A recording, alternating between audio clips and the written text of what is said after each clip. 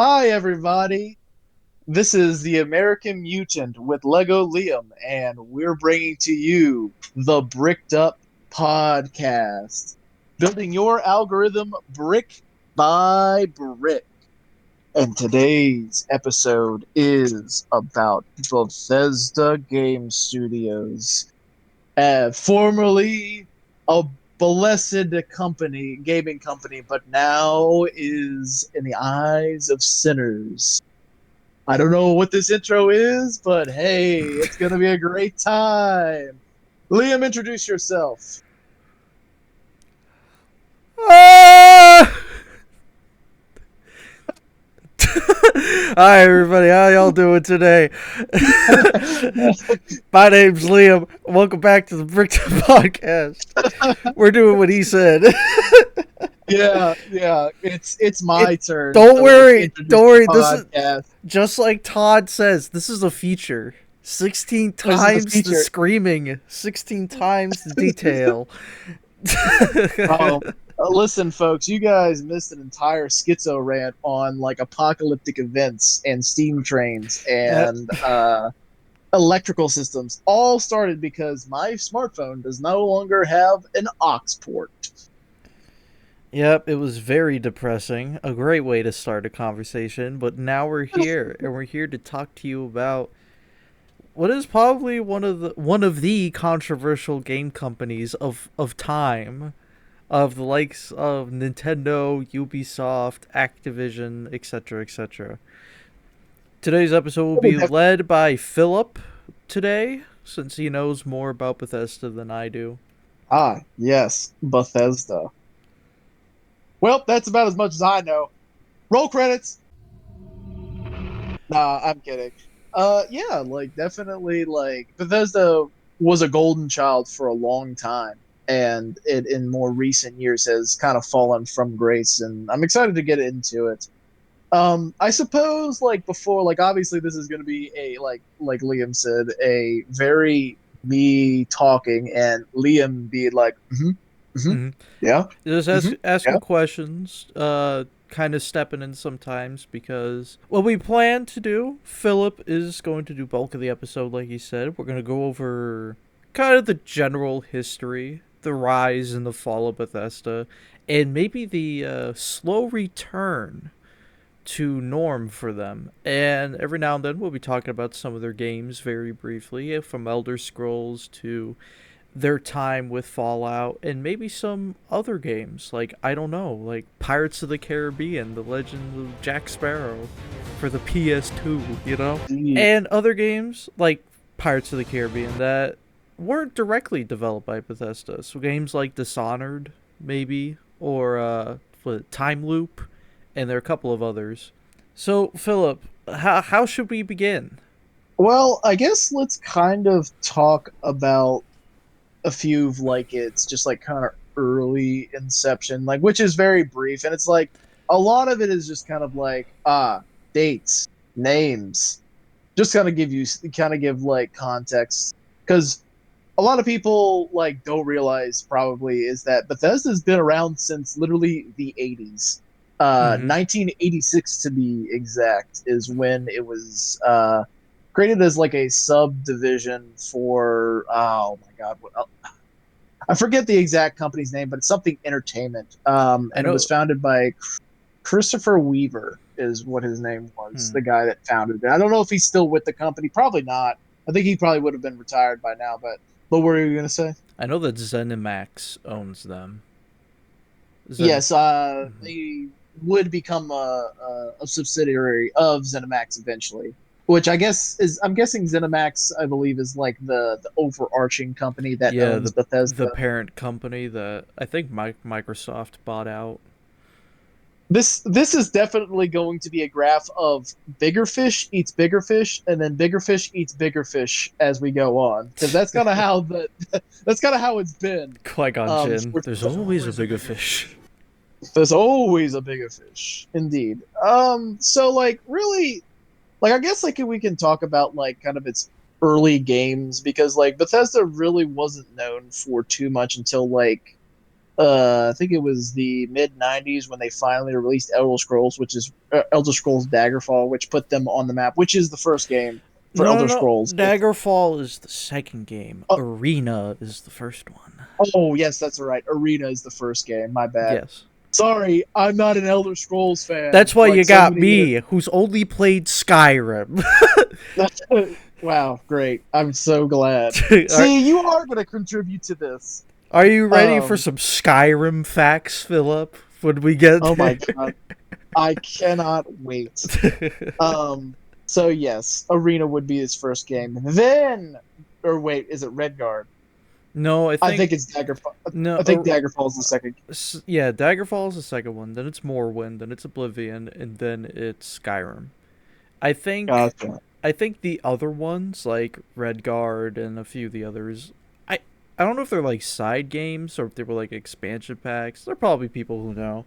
Uh, all I Hmm. just know is what's the main games, and that's kind of it.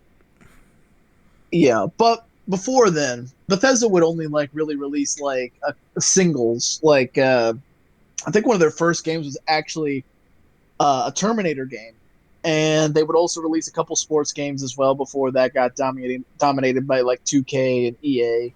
So like there was a time before NFL 25 or John whatever the Madden, fucking Madden 25, Madden Madden '08, drama, Madden '09. taking away a feature for a couple years, then bringing it back like it's something brand new. Um, yeah, because guess what? When you dominate the game market or the sports game market, you can do whatever the fuck you want, and no one's gonna complain. But yeah, it wouldn't be until like the mid '90s when they would release the Elder Scrolls games that they really became like got onto the map. Like and like to think about it, like Elder Scrolls Arena is like a big game for its time, especially Mm-hmm. because like if you look up the like world map, like these this is like expansive maps and dungeons were. Yeah. I think it's like dungeons were like at the time some kind of somewhat like randomly generated, right? Like they would kind of look very similar to each other, but like they would reconstruct it and like basically making it like something new every time you play. Basically, I mean, the Huh. main story would be the same, but it's a very expansive game for its time, and like that's would be like really put like Bethesda on the road now, right? Yeah. I don't know if it was Arena or Daggerfall, but I think in Arena, the whole map is Tamriel, so you can go to a lot of places like Skyrim. You can go to a lot of Right. different Tamriel provinces. Right, and it's and like some of those cities still do exist in the modern games as well, which Mm-hmm. is I think that's something that's like extremely exciting to see. Is like, oh, that was in like basically the first game, and you can kind of see it as a timeline. It's like, oh, this is what it was like in this century or year or whatever, right? And I always think that shit is so cool. Um, but and then Bethesda would like it's like mainly is known by Skyrim or for not Skyrim, Elder Scrolls, but it would eventually like get into the limelight once again when it would eventually purchase the license to or not license but the rights to Fallout. Now originally Interplay I don't know if it's International or Studios, one of the two, which were the original devs of Fallout. So Interplay was in a pretty bad fucking spot. Like financially, it was bankrupt and tanking. But they were like, "Listen, we're gonna go make our own shit. We got to make some money, so we're gonna license off Fallout." And they did so in 2004 to Bethesda, but it would not be until 2007 that Bethesda would actually purchase the rights to Fallout, and they would officially have it. So basically, a year before it was fully released, Fallout 3 was, which is interesting and funny. And you want to actually let me say one more thing, Mm-hmm. and that was purchased for $5.75 million at that time. This So There's not a lot pretty of. small for Yeah, it's pretty small. It's not a lot of money. Like yeah, but the reason industry oh, wise, I would say. definitely. I mean, even for the early 2000s, that's still relatively cheap on like the grander scales. Now, the reason that was done, I actually learned out recently of why, like how that all went down. So like Interplay basically fired a lot of people. One of those people being the big head honcho Brian Fargo, who would later found In Exile Games, which created the Wasteland games, um, and a bunch of other people from Interplay. And Brian Fargo was left with a company that was just like in shambles. He didn't get paid severance pay.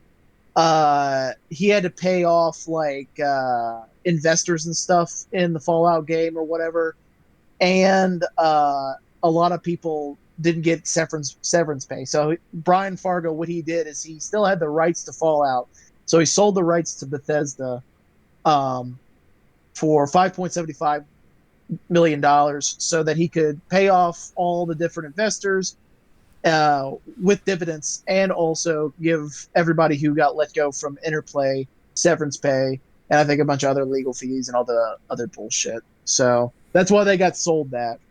Um, yeah, Huh. but I know that yeah, I know that before the downfall of Interplay, they were making Fallout 3 before Bethesda yes, ever made a Fallout 3, and there was like a title screen or whatever on there that was it's released, some development stuff that's out there of the original one. And I know yeah they. Oh, go ahead. You and I finish your know thought. I know this ain't a Fallout centric episode. That's for the future. But is there anything that you can tell us about the original Fallout 3 build? So basically, it was called Fallout Van Buren, which was supposed to take place like basically what you see Fallout New Vegas is relatively like a lot of concepts were taken from Van Buren and placed into Fallout New Vegas. I think the center, like the story, like the whole. If you guys want to go look it up, I'm going to give you the short version of it.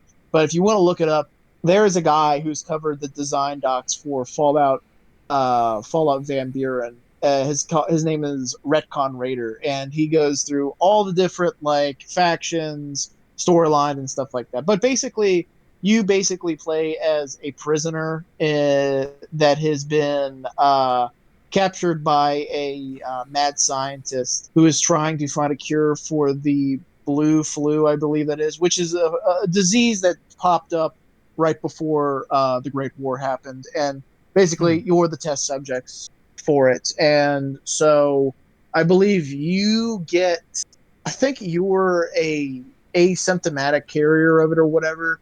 And so as you go, I think as you explore like the wasteland, you slowly infect everybody, but you later find out it's like, oh shit, the only person who can stop this is like the mad scientist or whatever, finding a cure for that. So basically, you have to find a cure, more or less. Ah. And so that's kind of like the concept of it.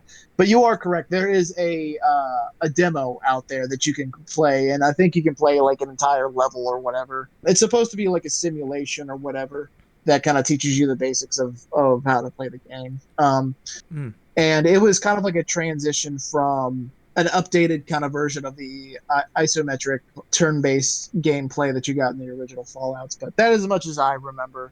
Like I said, check out Retcon Raider. He kind of gives you a much more like thorough like rundown of what was going to happen with Fallout Van Buren. But I will say the kind of like silver lining to the story is that a lot of Fallout New Vegas takes a lot of concepts from the Van Buren design docs and implements them into actual lore.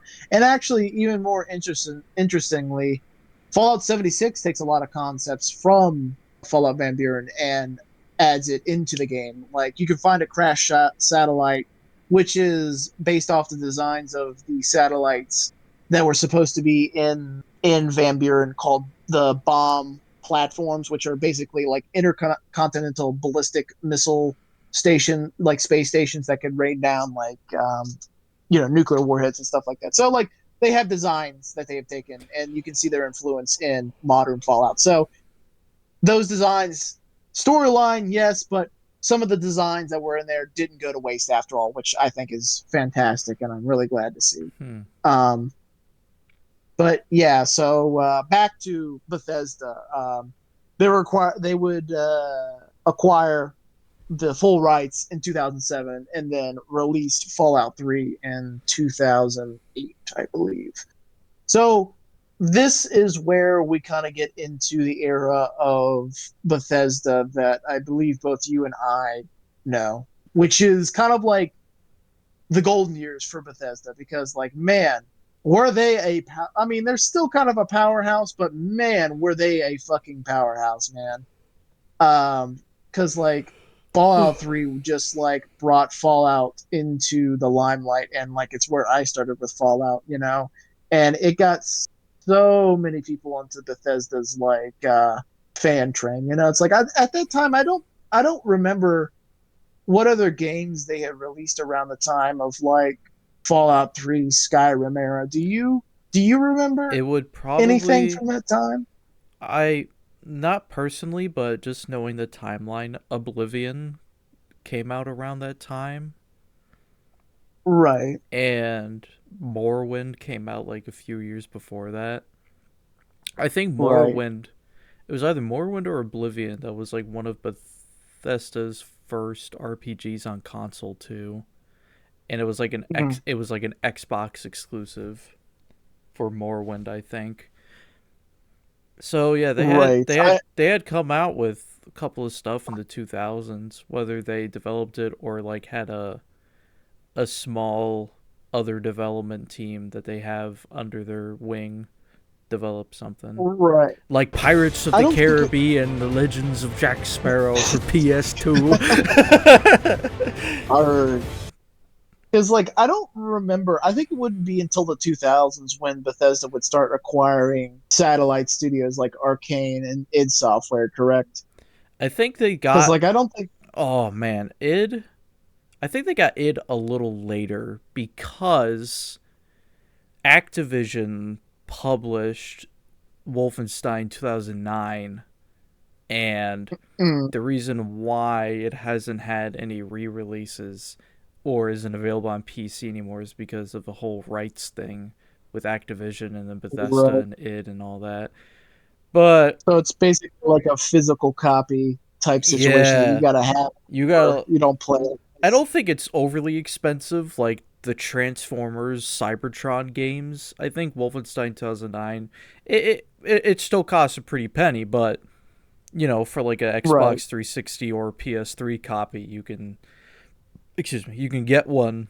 Uh, I wouldn't say relatively easy, but taking a jaunt over on eBay, it'll give you a good idea. Yeah, I think they got it a little later, and Gotcha. ever since then, well, it hasn't been dissolved because they've been doing good work with Doom, and they were like, "Well, you guys are busy with Doom, so we're just gonna give Wolfenstein to a different development team," and that was Machine Right. Games. Which, Right. come to find out, Wolfenstein: The New Order is a sequel to Wolfenstein 2009, apparently, Mm-hmm. or it's supposed to be. I saw something that says that it's in the same timeline or whatever. Yeah, it's kind of a little wonky because there have been other like earlier Wolfenstein games that are not necessarily part of the timeline, but Yeah, if you think about it, they could fit into the timeline if worked out properly. But that's a discussion for a different day. yeah. But anyway, basically like the Elder Scrolls kind of was their main game. I mean, they would make a couple little games here and there in like the early 2000s. But Pirates of the as Caribbean. No, I'm joking. Pirates of the Pirates of the Caribbean. Caribbean. Well, they did publish another game called Pirates of the Caribbean that didn't have anything to do with Pirates of the Caribbean because it was the sequel to a different pirate game, and then they're like, well, we have license to the name. Let's just call it Pirates of the Caribbean," and then Bethesda just published it. I don't know why that happened. Also, I think it came out around I, the same time as Pirates of the Caribbean Online, so it's like, what's going on? You got three Pirates of the Caribbean games. I guess I guess that game just kind of got slipped under the rug of like trademarks. Like I guess they just didn't care. They're just like, they can have this one. But if you do it again, though, Disney's like, um, whatever, whatever. But yeah, Fallout 3. And then what do we get But yeah, next? you What do we get next, Philip? In so 2009. so 2009 we get the game. The The game. game that everybody loves, and that's Fallout New Vegas, made by Obsidian. Mm-hmm. And Yeah. Obsidian is uh, comprised or composed of whom? So let me just give you a little context. So basically, like as soon as like I believe it was like one of the last DLCs for no, I'm thinking of Fallout 4, never mind. So like basically like Bethesda Game Studios was after Fallout 3 was like on an express train for creating the next best Elder Scrolls game, and to who you basically can everybody agrees is currently the old the newest Elder Scrolls game, The only um, Elder Scrolls the game. old Scrolls game, Skyrim, right? So they were like full attention, but they were like, listen, we had such success with Fallout 3. Why not keep this train rolling and rake in even more money? And this is where Bethesda was like, okay, hey, Obsidian, how about we license this game off to you and you guys make a Fallout game? Now, Liam brought up the point or asked the question, who is Obsidian mostly comprised of? Well, most of the people that comprised of Obsidian at the time were ex Fallout devs, original Fallout devs. You had, I believe, Tim Kaine, Jason Schreier, Mm-hmm. fucking Leonard Boyarsky, Mm-hmm. and people who would, and then people who I don't think they necessarily worked on Fallout, but they were part of Obsidian at the time. Josh Sawyer. Oh, and Chris Avellone, he was part of one of the original Fallout games. I think Fallout 2. I don't know if he was part of Fallout 1, but I know he definitely was the one of the main story writers in Fallout 2. Which, if anybody knows Chris Avellone. Chris Avellone is like a legendary game writer in like the game industry, and he's currently like a freelancer and stuff like that. But like he's an amazing writer, especially for like RPG games and stuff like that. But he's an amazing storyteller. Um, Did he write the Fallout Bible but or was that someone else? yes, he created the Fallout Bible, which we'll go over what the Fallout Bible is when we get to the Fallout Uh, centric episode. But mm. but as a short, it's basically kind of like at the time, it's kind of like here's all the extensive lore that the games don't explain. Like basically trying to create like I guess like just it's a supplementary novel, or not novel, but piece of material to give more context to the world of Fallout, to flesh out the world a lot more, or to answer questions that were prompted in the Fallout games but never really answered. And they also have like it's also kind of like a bestiary too, where it kind of adds a lot of context to the different mutated creatures that you encounter or monsters and whatnot. But yeah, that's what the Fallout Bible. Mm-hmm. But yeah, so this was just like in Bethesda's eyes at the time, they were like, yeah, these are like we it was these people who gave Fallout licensed it to us at the time, Interplay, the people who had Fallout before us, and it's like, they were going to let us have a chance, so why not we kind of repay the favor and be like, hey, we trust you, let's do it. Well, that was kind of, to a lot of people, it is really up to what you believe, fair listener, a kind of like a rival Rivalry. yes, between Obsidian and Bethesda would begin, kind of behind the screen. They both publicly say they have no beef with each other, but I would like to think otherwise. So, as part of Obsidian being licensed Fallout, they were given 18 months to create a spin-off of Fallout, which would be Fallout New Vegas. But they had a lot of things going for them, right? Obsidian had an entire engine built from, the ground up for them to use, as well as a bunch of assets for Fallout 3. Because like if you look at Fallout 3 and Fallout New Vegas is just a slightly better improved version of Fallout 3, like with extra Mm-hmm. mechanics put on top, right? So technically, like an 18-month deadline isn't a lot. I mean, at the time it was 70 developers, so but 70 developers with an entire, asset and game engine already pre-built for them. Not necessarily a difficult time, but Bethesda was like, listen, if you can make this game get a Metacritic score of 85 or higher, we're going to give you guys $1 million pay bonus onto this. Well, Obsidian would release, Fallout New Vegas within the window that they were set out to do, and it would release. Now, albeit it was pretty buggy. The initial release, pretty damn buggy, but still a great product.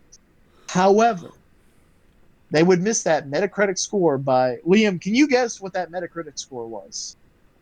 Well, I know it was by 1 point. It was by 1 point, 1 point. They got an 84. 84. And then, so Bethesda was not obligated to pay out that $1 million payout.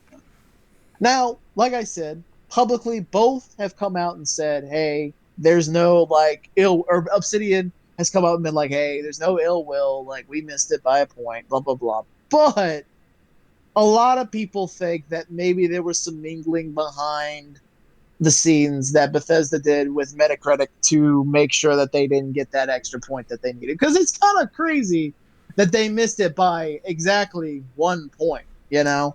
And I kind of have a little bit of evidence that Bethesda is kind of a little bit pissed off that Obsidian ended up making a better Fallout game than they did. Because, like, if you think about it, like, here recently in the Amazon movie, you see Shady Sands Amazon and a lot movie. of stuff that the Amazon movie or the Fallout and Amazon like show Yes. Fallout. You see a lot of the concepts that were built up in Fallout 2 and New Vegas kind of go to like waste, like Shady Sands being destroyed, the Brotherhood of Steel kind of like still being the major faction even on the West Coast, which that's kind of like Bethesda's kind of like baby faction or their poster child of the Fallout universe. Yeah, very But much so. like I think they're still I think they're kind of just like salty about that. But it is what it is, I guess, in that subject. But anyway, let's move on from that. So in 2010, they would release Skyrim, the No, game no, that everyone has. no, no, no, not yet. 2010 was the year of Fallout New Vegas Ultimate Edition, Yes, where which is also good. where for all your buggy needs, you too can pay for full price a patched version with all the DLC. This is true. Yes. And then fast forward to 2011, where we get the game The of game. all time to be remastered for over a decade. 10 years! And the graphics have barely changed. The water looks fantastic. And the bugs are still the same. Ladies and gentlemen, I present to you the magnum opus of fucking Bethesda. Fallout 4? What is that bullshit? Starfield? Get that the fuck out of here. That barren wasteland of a video game.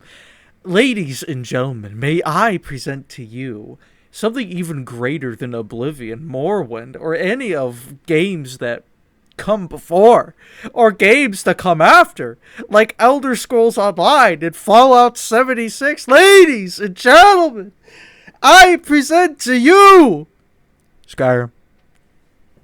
Skyrim. Did you? Skyrim. Oh, Liam, did you hear? They've got it on our smart refrigerators, dude. We can play Skyrim on our smart refrigerators. You want to go play some Skyrim with me on my smart refrigerator? Ah! Oh my god, it's oh my god, they've already announced that the Skyrim remaster is going to be on the PlayStation 6 and the next Xbox console. Dude, we're going to be playing Skyrim forever. Who needs Elder Scrolls 6? You know? I don't want Yeah. it anymore. I don't want Yeah. to join the Thieves Guild anymore, Phil. Listen, that's what a Stormcloak would say. Well, Stormcloak has a fucking dark elf as its wife secretly. Also, Oh well. Argonians all the way. Anyway, uh, we open up Well, on in a wagon. you're finally awake. But yeah, You know, you want to know something crazy? Is that I think everyone on this planet that is born and will be born has probably played Skyrim. I want to let However, you know there is literally a child out there who will forever get free video games, free Bethesda games, because he was the first kid to be named Dovahkiin in an actual competition that they held. Some kid out there has the name Dragonborn in the dragon tongue, and he gets free Bethesda games. that's crazy. Son of a But bitch. I've never played Skyrim in all of its years being in existence. Never touched Skyrim. That kid's in high school now. Oh, That kid's in oh. high school. Or should be. I don't like that at all. Well, don't you love being old?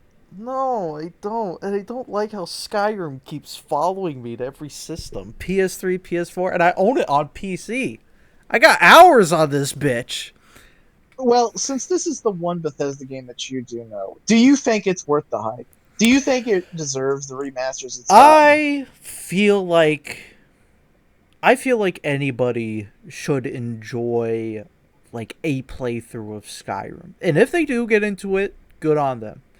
I would definitely replay the game plenty of times because Bethesda's games usually do have replay value to them because there's a bunch of shit you can do, a bunch of secrets that you can find. Like, I didn't know that Deckard's gun from Blade Runner was in New Vegas until yesterday when Alex found it. It's fucking crazy. Really? Yes, That's crazy. That gun. it's in Novak.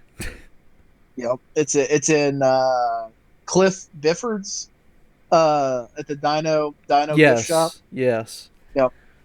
And yeah, I think Skyrim is like I don't think it's the greatest game of all time.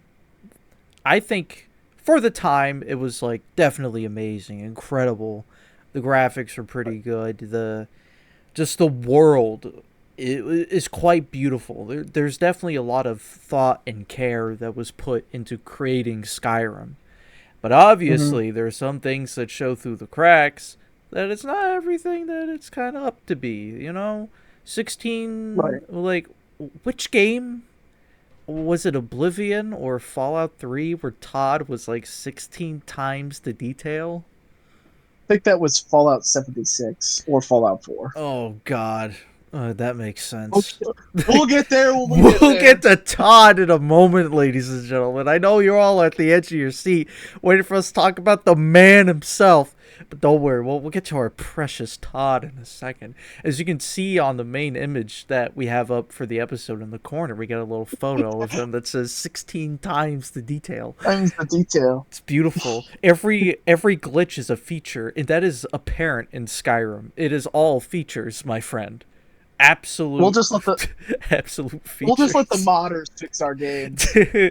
Oh my god, dude. But like if I were to rate Skyrim, I'd probably give it a 7. It's a good game. It's got its replay value. And it's kind of By the janky. It's kind of janky still, like despite all the remasters and everything. It's like yeah, it's still kind of a janky game. It's a little I wouldn't say it's uncanny valley, but it's definitely got its right. uncanniness and it's kind of yeah. I mean, if you look at the face models, it's yeah, yeah.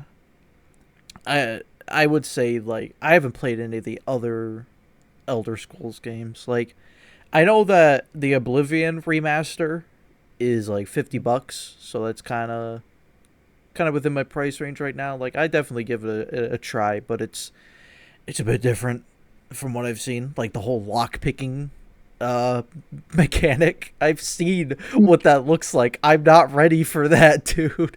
I'm not ready for Oblivion's lock picking. I'll take modern Bethesda's lock picking any day. Yeah, I feel like, to reiterate, give Skyrim a shot if you haven't yet. It's on like everything, and there's Mm. like the mobile games like Skyrim, not Skyrim, Elder Scrolls Dungeons or whatever. That's also on there. That kind of has like the same graphics and mechanics, from what I understand. But yeah, give it a shot. Give it a try. There's a grandma on the internet who's made a whole living on YouTube being known as the Skyrim grandmother, because that's all she Mm. plays is Skyrim. And she started playing the Oblivion remaster, and she takes pictures of the scenery. Like, there's a clip of her taking a picture of a beautiful tree. I absolutely love it. I love it when the elderly get into video games and they're just like, you know what? I can do everything but play the game and still have a great time. I just love that. Like, you do whatever you want in this shit. When I used to play the main quest or join the Thieves Guild or the Dark Brotherhood, I can look at trees all day. Who cares if I'm the Dragonborn destined to kill Alduin, firstborn of Akatosh and the Eater of the World? I'm gonna look at bushes and go fishing. Yeah, I will say that is something that is very known for Bethesda game studios specifically, like is its world building. It's the things that you can do in it, like at least at the time, it's very like their stories are pretty good. Like they made at the time they made some pretty good like stories and stuff like that, like main storylines and side quests. But their like world building has always been something that's been like really, really big and popular for them as well. Hmm. And like that's what attracts a lot of people to their games is their world building and their storytelling, you know. And both Fallout 3 and Skyrim are definitely two good examples of that, depending on who you ask. Some people are like, nah. But I really do think that like their storytelling from that era really brought me into being a like, oh, Bethesda is my game company, and I cannot wait for a game to be released by them or one of their subsidiary studios. Do you still feel that way? But no, That's no, what I no, not at all. expected. Yeah, but we'll get there when we get there.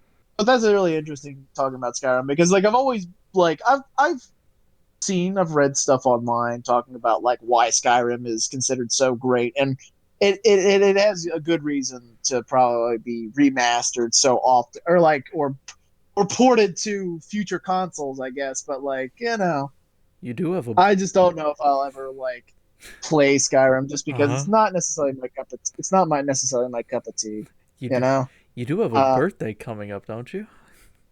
oh God, no, I'm not Who gonna accept knows? that. Maybe you'll find a PS4 Uh, copy of Skyrim Special Edition in your mailbox. no, no, no, no, no, no.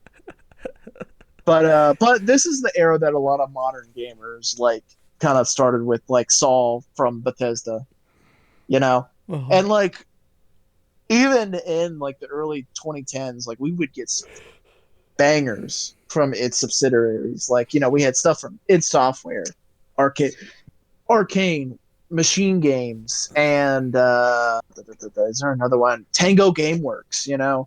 Like we would get stuff like because it's like we have Skyrim and we have Fallout, really two big hitters by Bethesda Game Studios. However, some of its subsidiary studios, like id Software, Arcane Studios, Tango GameWorks, Machine Games, would produce some childhood favorites. Like Oh you would my have the Dishonored series, we would have Prey, we would have Wolfenstein, we would have Doom, we Doom. would have one of my personal favorites, The Evil Within. My God, one of my favorite games, which Rip Tango GameWorks, you will forever be remembered. Which one developed Redfall? Uh, was that Arcane? Here, Or no, that's Deathloop. I'm thinking of Deathloop. let me look up, because Redfall would be God. What is Redfall? I Red don't remember. Redfall was one of the games, dude. It was one of the games. Redfall. Mm. Arcane. Well, listen. we'll get there when we get there to like its kind of downfall. But like basically late 2000s going into the early 2010s, this would be known as like the golden age for Bethesda. Bethesda at this point in time would be held high among the gaming community as like one of the greats, you know, and anytime something would be produced by Bethesda Game Studios or a subsidiary of Bethesda, you know it was going to be great, right? But then 2015 would roll around, or yeah, 2015 would Yeah, roll around. I think it's funny how the late 2010s is basically their subsidiaries get to shine with all their shit, and then Bethesda. Oh. Oh shit!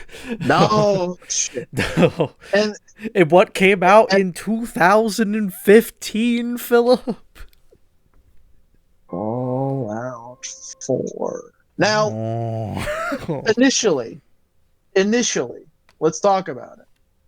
Fallout 4 was, I would say, one of the most hyped games in Bethesda's history because it had been since 2008 that Bethesda itself, not talking about New Vegas, that would have been what, 12 or no, not 12 years, my God, 7 years since the Fallout game was made by Bethesda, and 5 years since we had gotten Fallout New Vegas. But everybody was still like so hyped. Let me tell you, dude, that E3 2015, when Todd Howard himself, God Howard as he was known, came out onto that stage with Pete Hines, the head of marketing for Bethesda, Hmm. and they were like, "Hey guys, we got one last special thing to show you."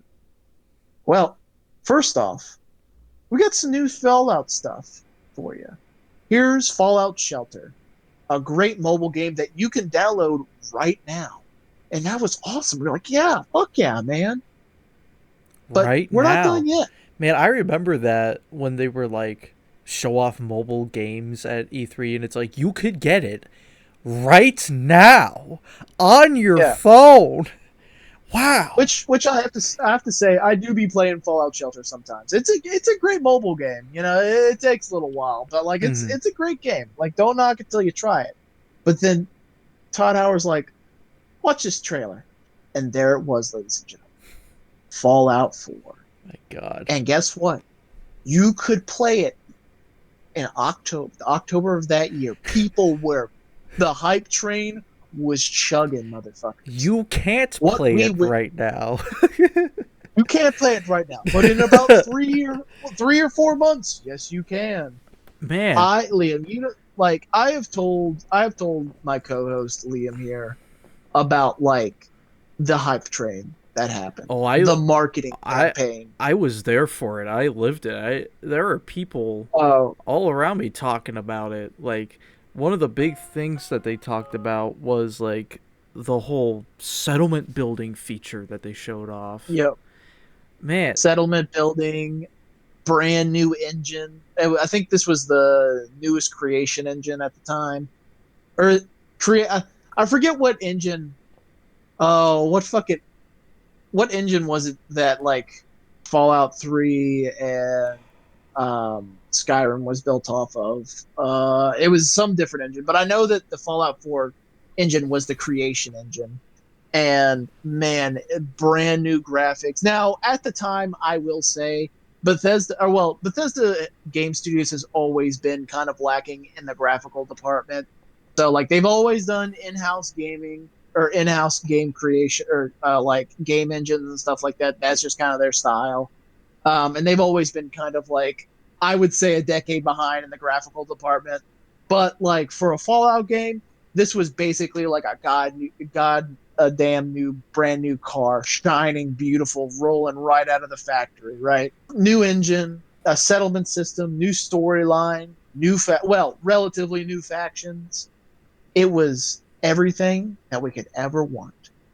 Oh my god! And the pre-order bonus, the fucking Pit Boy. Oh, oh man, the one you could put your phone into.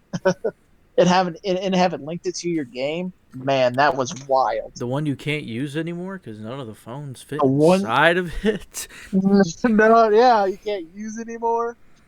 Yeah, Y'all got pretty cool, huh? iPods? Those can fit in Yeah, there. you guys got phones, right? Do you guys not have phones? Yeah, you guys all have phones, right?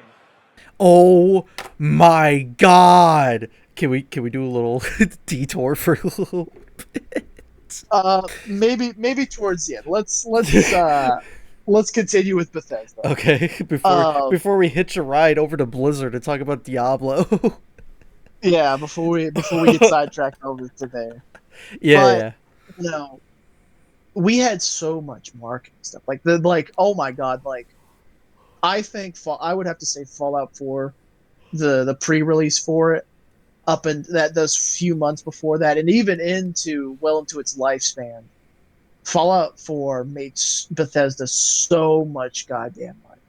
Like probably from its marketing alone and all of its merchandise. Like I was telling Liam that on the Bethesda game store, there were, I kid you not, under the Fallout merchandise tab, there were probably 20 plus pages worth of shit on there. Funko Pops, t-shirts, fucking statues, figures, bottle caps, Nuka-Cola related products, posters, you name it, they probably fucking had it, you know? And like they still continue to do it to this day, right? But it's very much significantly reduced.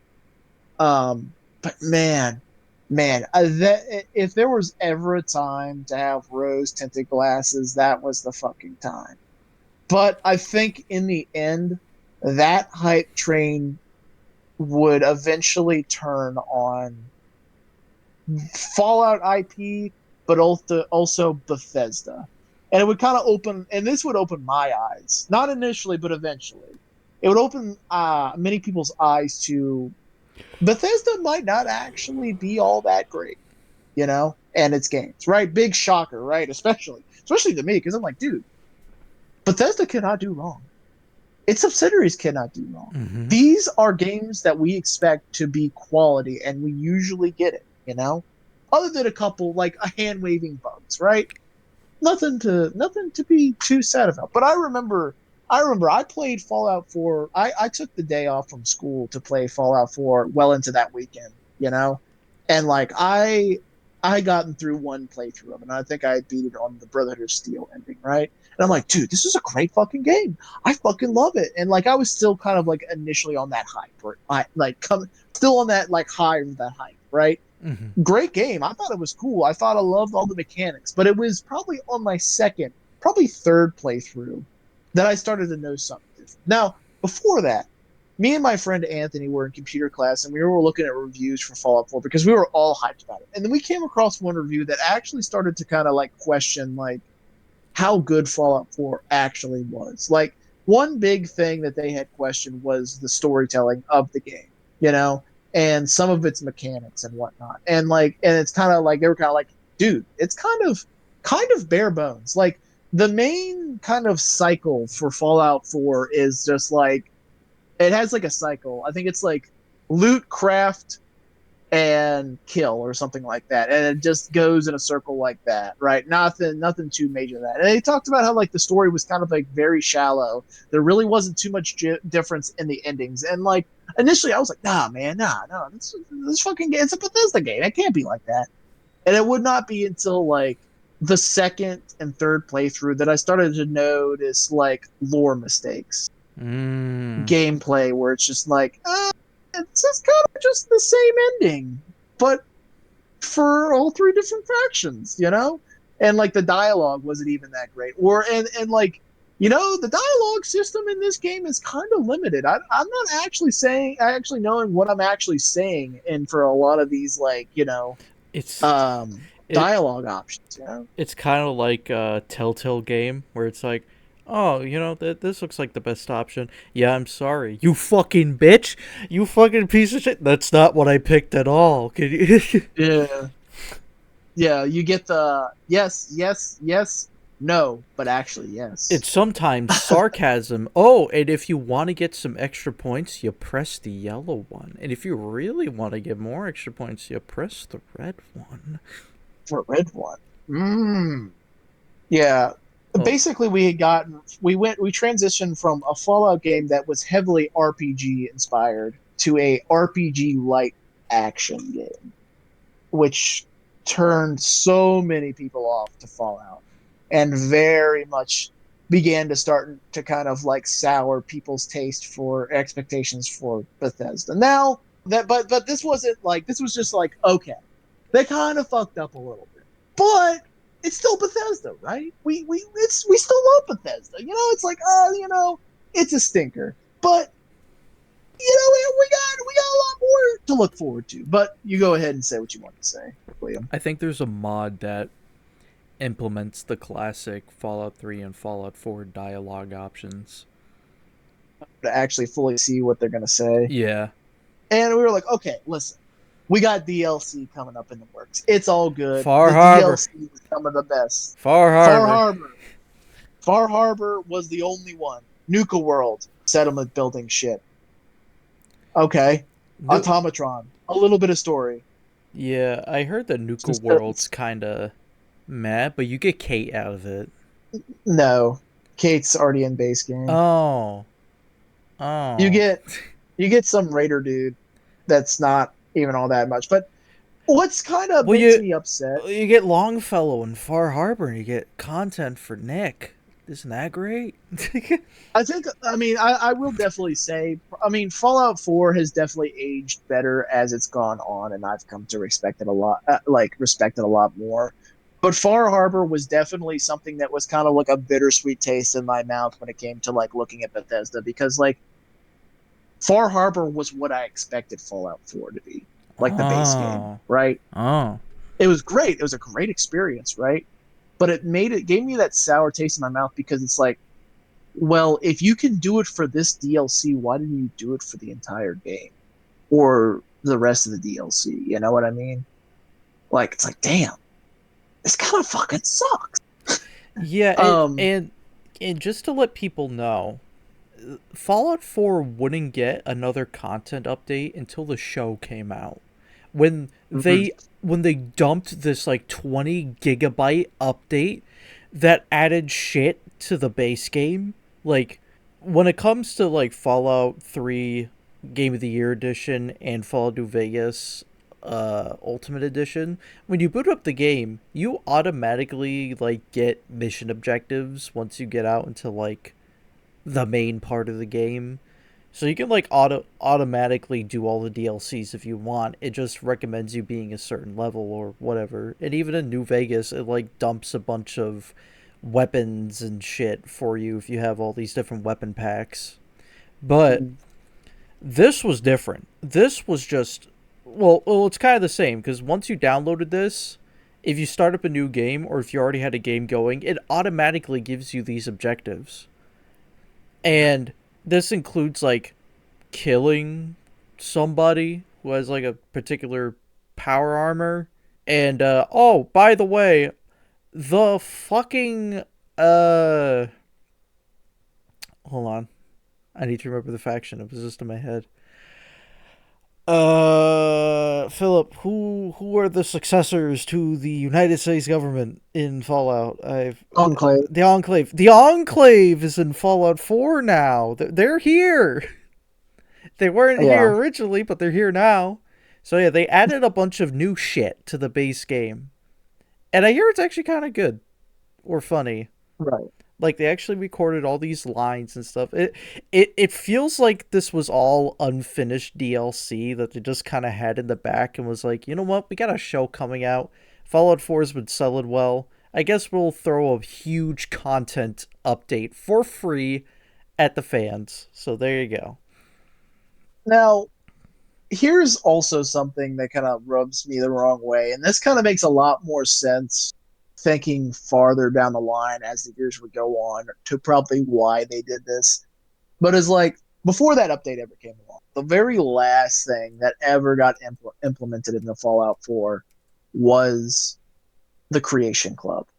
Mm-hmm. Now, the Creation Club is basically paid mods, as it's referred to in the community, which where modders can work with Bethesda and publish mods for people to buy. Mm-hmm. And a little bit of that money goes back to modders, but it's not a significant amount, just FYI. But it Mm-hmm. adds more content to the base game if you so choose to pay with these points.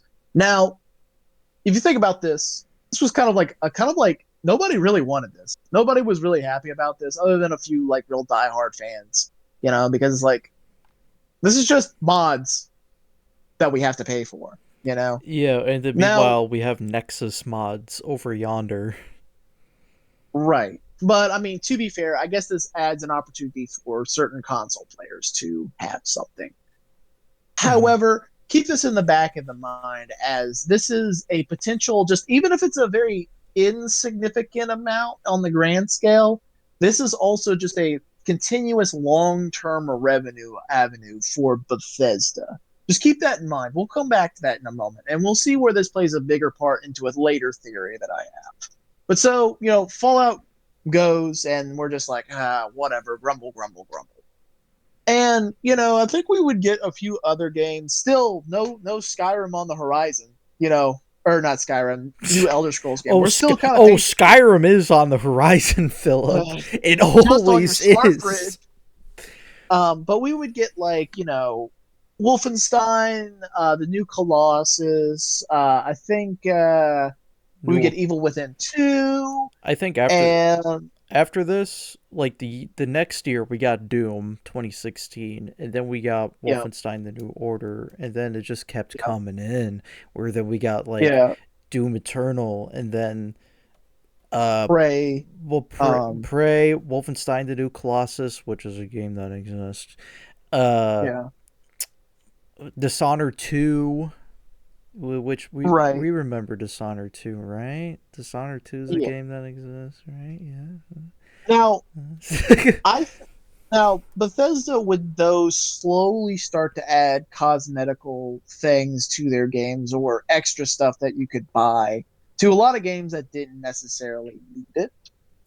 And they would start to slowly pick up new studios as well. One being a game company called Austin Studios, I don't know if they were originally called Austin Studios, but they were a game company that was creating a game similar to like Overwatch at the time.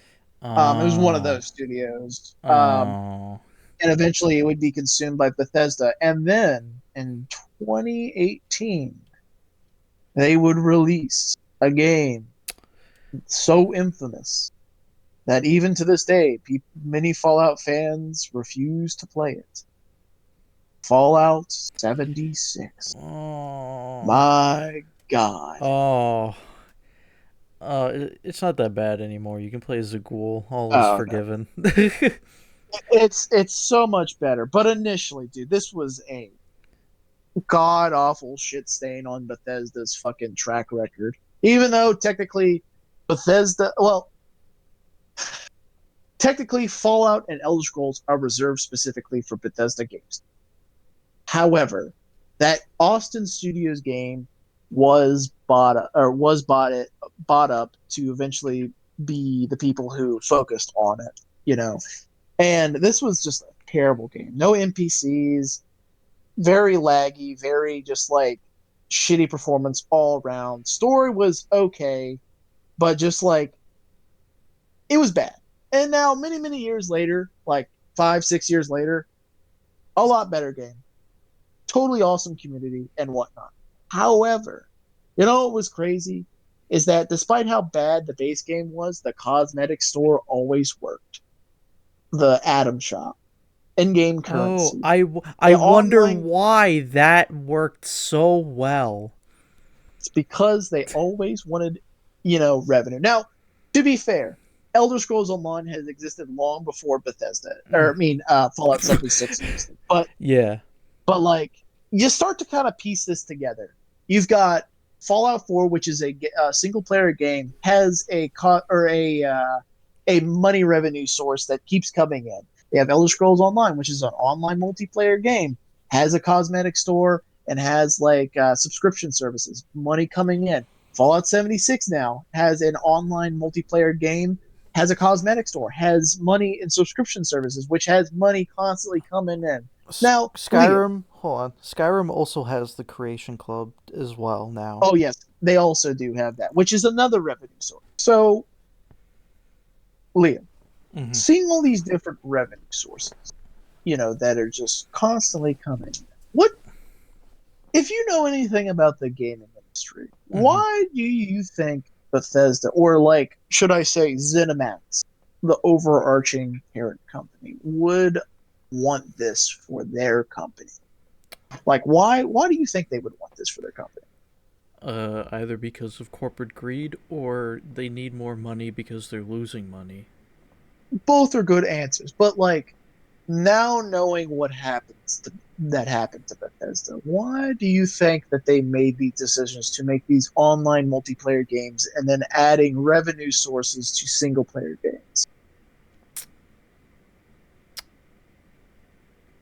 Is there like a very specific reason why they did this, or is it like something very general or obvious? And there's probably a good reason of why they did this, and it's speculated that they did this because of this reason. So Uh, I'll just kind of put it out there. So I think it's like the best running theory of why they did this stuff was because they wanted to attract potential buyers for the game studios, oh, right? oh. If you give a much larger corporation saying like, "Hey, look at all this revenue we got constantly coming in.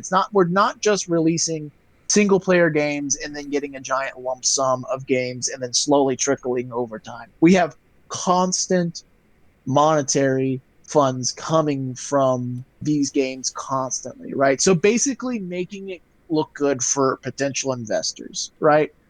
And so in 2020, Bethesda or ZeniMax Studios would announce that they are being bought out by Microsoft, and it's buying both as ZeniMax, Bethesda, as well as all of its subsidiary game studios, Arcane, its software, blah, blah, blah, and all the rights to the games that they contain for a whopping $7.8 billion.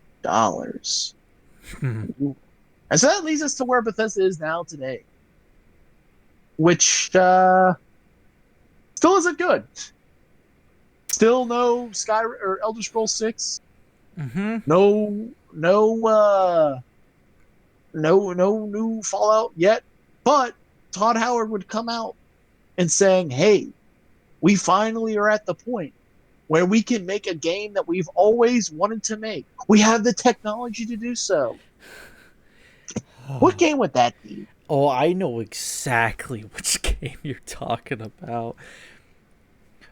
It is basically, if you'll allow me to for a moment, it is essentially what I think Bethesda would want to consider to be their Treasure Planet, in that the co-directors behind Treasure Planet for over 17 years, like when they were making the Black Cauldron, wanted to make Treasure Planet, and then when they pitched it to Disney alongside pitching The Little Mermaid, Disney was very reluctant to give the green light because it just sounded like a very risky thing to do.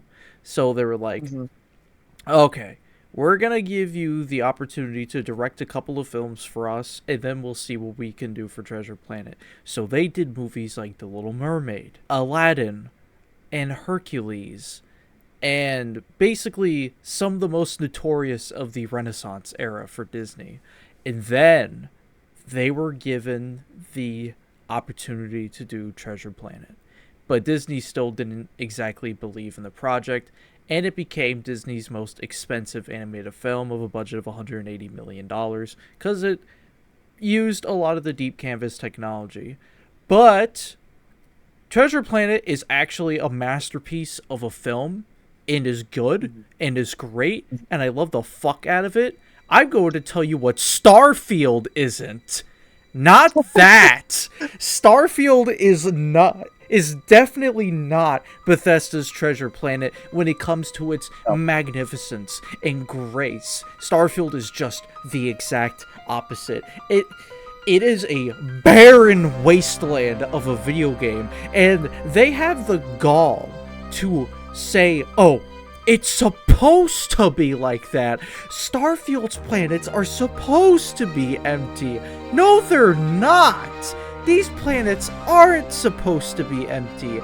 Modding? Yeah, we promised that you guys would be able to do modding in this game. Now you won't be able to do that at all either. Meaning any opportunity that people, the fans, had to, I don't know, populate this game with any sort of content is just, it just can't happen anymore. There's no way that you can make Starfield a good game anymore.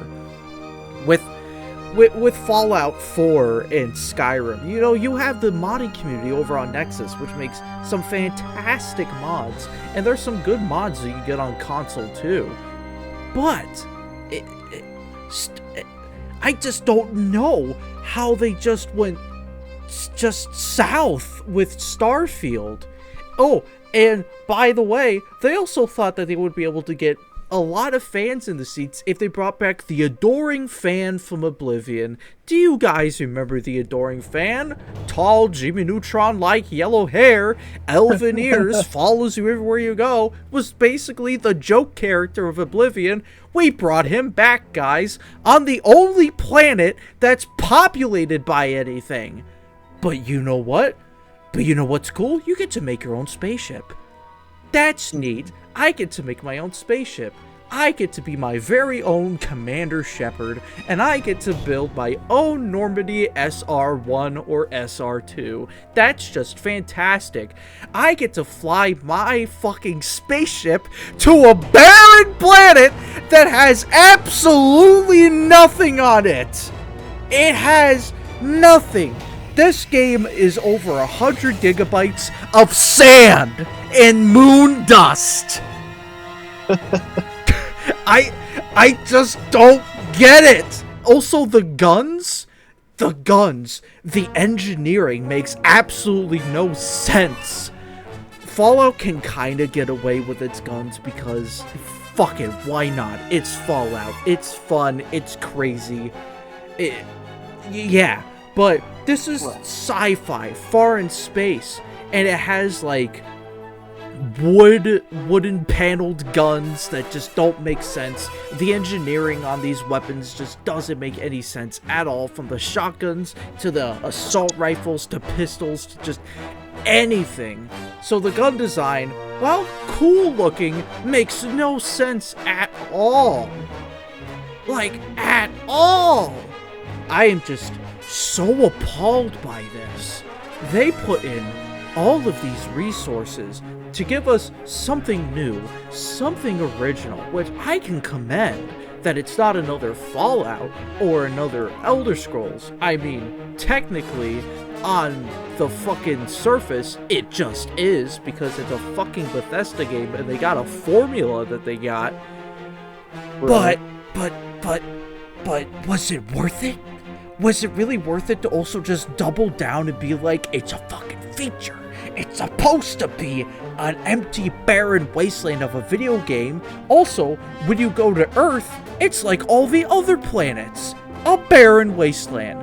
Because, according to the lore, Earth was fucking destroyed over, like, hundreds of years ago. It is supposed to be a wasteland as well. That makes sense. But it's just flat, gray gravel. There's no debris anywhere. There's no semblance of old humanity on Earth.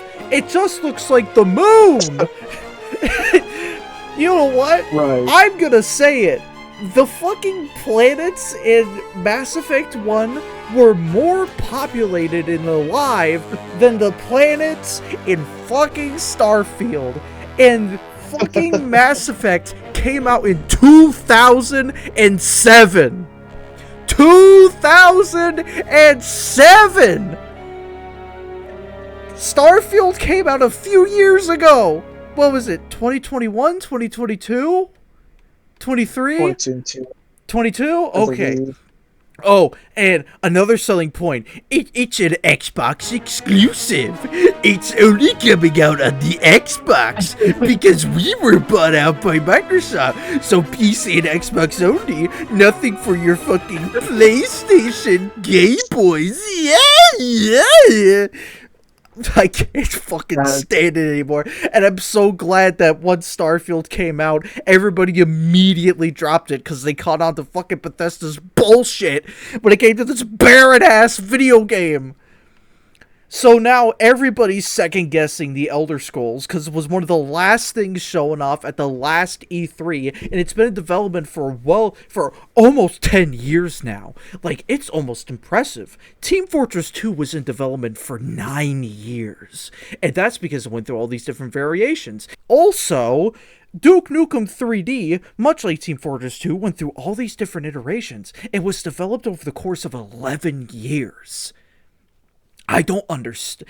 And I kind of get it. I kind of get it with those two games. It just kept changing every other corner, every other year. I don't know what's happening behind the scenes at Bethesda, but whatever they're doing with the Elder Scrolls 6, I'm a little worried about it because the last time they were talking to us about it, they just started playtesting. They just started playtesting after over 7 years of development. And then they have the gall to be like, oh yeah, Fallout 5 is also in development. It's just sitting there on their fucking Wikipedia page, just saying like, oh, unannounced date. I don't know. I don't know what's gonna happen. This is the death of a fandom right now. I think Elder Scrolls and Fallout are gonna die with these games, and everybody's gonna just laugh, point and laugh, point and laugh. Oh, these legacy game franchises that date all the way back to the 90s are fucking dead now. Oh, Philip, I just don't know. I don't know how they could go so wrong, and all of their other little companies can do so right sometimes. But Machine Games is out here with an actually good Indiana Jones game. I mean, the last game that they made, which was fucking Wolfenstein Dying Light or whatever, I don't know, with the twin girls, shit game. But then they come out with a banging Indiana Jones game, and it's like, oh, they might have redeemed themselves. And then it came out with Doom: The Dark Ages, which from what I hear is still a pretty good game. Not as good as the last two, but still a pretty good game. And then Deathloop, I heard, was actually pretty good too. Like, it was a pretty alright game. I don't get it. I don't understand how a behemoth like Bethesda was fucking only 2 franchises to work on. It just can't put out anything. They just can't. I don't know. It's not like they're fucking Activision where they got all these different annual franchises that they work on constantly, and they got all these different sub fucking studios within them that are just plopping out slop one after another. And I get it. They want to put all the absolute detail and everything, and the Oblivion Remaster is probably just a nice little side thing that they did on the side for the fans, which was really nice of them. $50, good price, especially around this time when you got fucking Nintendo charging $90 for physical game. That's not even an actual game. It's not a fucking geek code that you download through the internet. ladies and gentlemen, this is a Liam Schizo moment. I don't get it, buddy. I don't get it. I think it's funny that you and I have changed positions. Like, I was having my schizo moment earlier before recording, and now you're having your schizo moment. I don't think I'm gonna care when the Elder Scrolls 6 comes out unless they really wow me with what they got in the game. Unless they got 30 volumes of the Lesser Argonian Maid, I'm not gonna care. I do think you bring up a good point, right? Like, to kind of finish off like your little Starfield rant here. This what's crazy is that, Bethesda boasted that this is their game that they've always wanted to make, right? That they finally have the technology, they have the money, they have what they want to do, right? And what they come out with is a pretty mediocre at best game. And what's even crazier is this is like game studio that has only been known for 2 game franchises. One of them, which is an original IP, which is the Elder Scrolls, and they bought Fallout, and they've only really made like 2 of those games, which the other 2 games have been licensed out to like other studios. And then finally they get the chance to make another like original IP, Starfield. and this is the best they can do with it. And I think something that like a lot of people aren't going to care about like Elder Scrolls when it does come out. And the sad fact of it is that it's never going to be what people want, you know. Or at least I don't think it will be. Like it's not going to reach the expectations of what people want it to be. And then that's going to just already set it up to fail. You know, Yeah. like I have high hopes, you know. I Mhm. mean, me saying the guy who's never played an Elder Scrolls game, you know. But like I hope for the best. But it also makes me worried. Well, it doesn't make me too worried because like we do have Fallout content, which is the show, the Amazon show, and Yeah. so I have greater hopes for Fallout eventually. Whenever the next mainline game comes out, we'll probably drip fed Fallout content through 76 for the foreseeable future. Yeah. But it does kind of like put a bad. I'm sure fucking Daddy Phil Spencer over there at Microsoft was not happy that the first game that Bethesda shits out that they had just spent I don't know $7.8 billion to buy, you know, and also I don't know if you noticed on a lot of the Xboxes coming out at that time that Starfield was to release were all plastered with Starfield Oh yeah. Oh yeah. the cover of Starfield, you know. So Like that's around that time, man, Distractable, the podcast with Mark, Bob, and Wade was sponsored by Starfield. That was their sponsorship. I remember that. Yeah, yeah. What Like what this, what times? What times? right? And I do think that was probably the last little holdout of Bethesda like believers that were just like, yeah, Bethesda can't do wrong, right? And then No. when Starfield arrived, they kind of got finally with their eyes were open and like, dude, Bethesda fucking lies, and they kind of suck, you know. Yeah, it just a little side thing in relation to Obsidian. They're also owned by Microsoft right now. I guess it was a little bit of Yep. an awkward party when they were like, "Well, this is awkward being right next to Bethesda," but they went on to make their own RPG game, fucking Outer Worlds, and I feel like Outer Worlds was their Starfield, where everybody was pretty hyped about it. And, it's set in space and it has this nice aesthetic to it and whatever. And then it came out, and then it just fell into obscurity. Like, did you know they made a second one? Yes, but I did it already release? Yeah, it's out, Oh, and nobody is it? cares. Nobody Huh. cares that Outer Worlds 2 is out, like, at all. At Hmm. least I think it's out. I don't know. I don't know. No, because nobody cares. Right. Like a part of the marketing for Outer Worlds was like, oh, this is brought to you by the same development company that brought you Fallout New Vegas, because everybody loves New Vegas. It's the same game studio, but it's not the same people.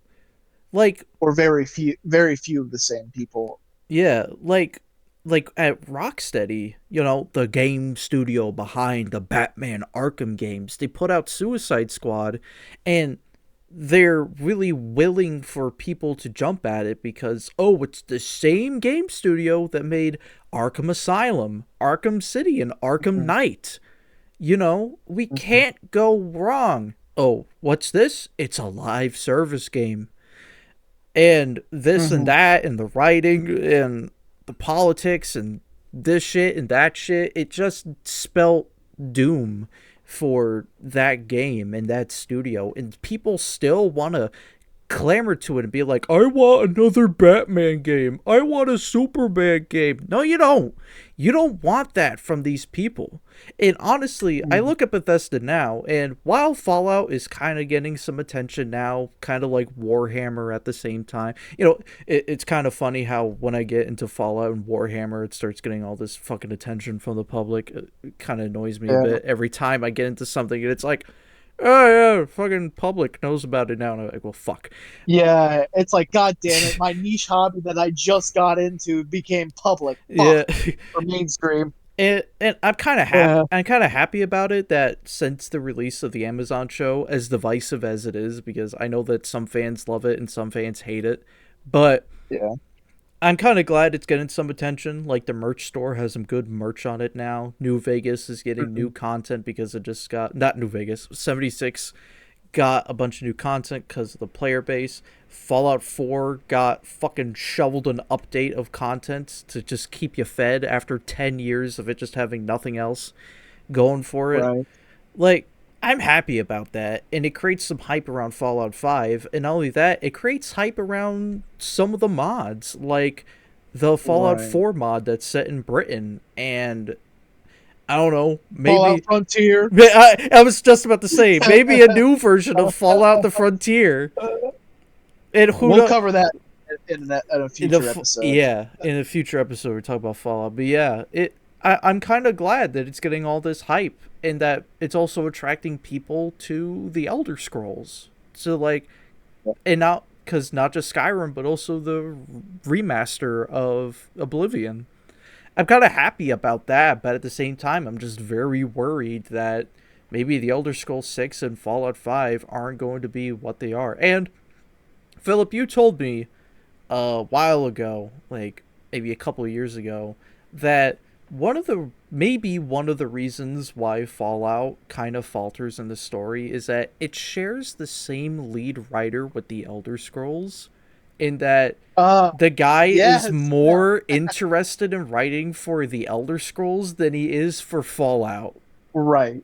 So we're talking about Emil Palarilgo. I can never say his fucking I'll last probably put name. it up on the screen when we get to this point. We'll just reference him as Emil. And if you know who Emil is like the head writer at Bethesda currently, I believe, or at least at the time that like around Skyrim and Fallout for both of those games. Mm-hmm. Now, Emil, he has gone has made many statements which a lot of people love to pick through, and I agree that they should be picked through because like he's gone on record to say like yeah. So I like writing the Elder Scrolls lore a lot more than I do with the Fallout. So like he's already like disinterested and like this is kind of just like a job to him. And so therefore he puts in minimal effort or wants to put in minimal effort already. He has also done like a kind of like a writer's workshop when it comes to creative like storytelling and stuff oh for my RPGs and stuff like Oh that. my god, I remember. Well, for those who might know this podcast, I remember EFAP or Every Frame of Pause covering these workshop videos. They are quite something. Yeah, a lot of people like to like talk about like how he's just like he brings up the point that players are gonna like you can make the most beautiful, well described story for any game, and then players will just ignore it and just want to fucking kill shit. Which, to be fair, there are players out there like that, but that doesn't Alex. give you the right. Yes, Alex. Flashbang Alex photo on the screen right now. There are plenty of players like myself who would very much enjoy the diverse storytelling and world building of these games. You know, Mhm. that's the main reason I'm attracted to it. I mean, like take Warhammer for example. Any almost every bit of lore in Warhammer 40K is master crafted. You know, it is what brings me into the setting. It's the diverse characters, it's the storytelling on the main storyline, but then also the many branching avenues of the greater story of Warhammer 40K. And the same with Fallout, because like there's a lot of stories in Fallout that make me just so like immersed into the world and think about like the greater scale of like conflict or how things might play out or like the mystery behind certain events or people or characters or figures, right? I mean, shit, look at like Joshua Graham, right? Who is a very devout Christian character in the Fallout lore, right? And he says some very like meaningful words about Christianity and like how you should like kind of go about your life as a person, both like spiritually and interacting with your community that even sometimes it makes me like I'm not a Christian. I grew up as a Christian, right? But Hmm. like it even makes me think about like, like the words of like the Bible and Christianity and stuff like that. And I think about like how to be kind to one another, how to love thy neighbor regardless of like the hardships they have made put you through or people have put you through, but you shouldn't stop loving or giving, because you've been a victim of such terrors and stuff like that. Like it really makes you fucking think, and I'm like, damn, if that makes me like stop and think about the words that he said, that's a well written character. But on Emil's side, he's just like, just make the character say, "I have job for you. Settlement need help. Go do. Come back and get reward. Another settlement that needs your help." So Emil scrolling through Reddit one day, and he's like, "There's a lot of people out here who want a romanceable Deathclaw companion. All right, that sounds like a great idea. Write that down. let's make that happen in Fallout 5. Yeah, but What's he this? is The also Frontier?" I don't think he's necessarily the main reason of the downward spiral of Bethesda.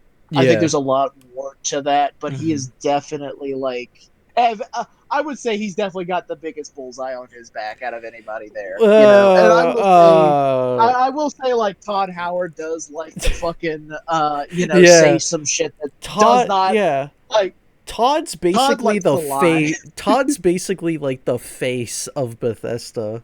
Like literally, he is the face of Bethesda. Yeah, I think more people know of him more than they know of Emil. And that's basically because he was at right. like every single major presentation. He's like the spokesperson for Bethesda, essentially.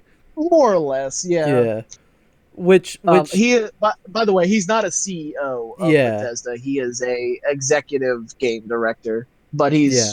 he's the guy they send out on the stage most of the time. Yeah, he's like project lead, or yeah, Right. what you said. So yeah, he's definitely the target of most like comments about like the game's quality. Where it's like, oh Todd, you've done it again. You've given us a barren wasteland of a video game. And You've done it everybody just again. keeps on everybody's just smiling and wagging their fingers, just like, "Oh, Todd, you silly little liar." You silly liar in your little curly hair. You were never on the chess team in high school, now were you? Tell us sweet lies, Todd. It's like curly hair. Fucking yeah. But yeah. I think that's our brief moment talking about Todd Howard. I don't think Todd's a bad guy, you know. I think, like I said, he definitely gets some shit thrown at him, but. Well, what else can I say about the guy? I know that he's like the lead project dev, so he's definitely got like a Yeah. say in the matter. But I wouldn't really hold Yeah. him responsible for why The Elder Scrolls 6 has taken almost a decade to be made. Right, and a lot of people theorize that probably when Elder Scrolls 6 does release, this will probably be Todd Howard's last game that he directs. Yeah. Because he is very old. Because man, if Ted Price fucking just retired, he's probably about to retire too. But like, I will say, like, from Fallout 3 to Starfield, and it has been well over almost 2 decades, getting close to 2 decades now. Like, and that's a lot of time for anything to change. Nothing always stays the same. You're always gonna like. Sometimes you'll get lightning in a bottle, right? Or like a string of like great fucking games. But like, people come and go from these companies all the time. Great people. Mm. Sometimes they suck too. So like you get a mixed bag, like you're not always gonna have the A team. It's like you could have that winning formula, but what I will say, sometimes there's that very much just like growing pains that every studio goes through in an attempt to try something new. And I suppose I would rather them try something new than me getting the same shit all the time, you Yeah. know? And yeah, a lot of the times it's stinky. It's poopy stinky. But there are good nuggets even in that pile of dog shit that we sometimes get. And maybe we'll get something really great with the Elder Scrolls, and we might be surprised. And like shit, we might even be. I know I'm going to be excited when I'm like turn 30 years old and Fallout 5 finally releases. Man, I can't wait until that. Um, Oh oh, no. but And yeah, like it's. Oh, go ahead. yeah, it's something I want to bring up earlier too when you were talking about like the fear of when Fallout 6 releases, it's not going to live up to everybody's standards. It's kind of the reason why Valve hasn't made Half-Life 3 or hasn't released Yeah, it, is that they know, and especially Gabe Newell has addressed it yeah, before, that like the fan hype around Half-Life 3 is just so strong, even to this day, that it would never live up to their expectations. That it just wouldn't do it. Which is why I think right now they're just kind of testing the waters to see what they could do in the rest of the Half-Life universe, like with Half-Life Alyx. Like it was a VR right, game, but still a pretty good fucking Half-Life game for what I hear. And there right. is like this Half-Life X thing going around right now that Tyler McVicker has been covering, and you know, if they do at one point say like, "Oh yeah, we are gonna make a Half-Life 3," it's probably not gonna be what you expect, but hey, this is the game that we want to make, and if it comes out as actually like really fucking good, then good on them. We'll just probably get something equivalent of Hunt Down the Freeman. Oh God, no! Please no!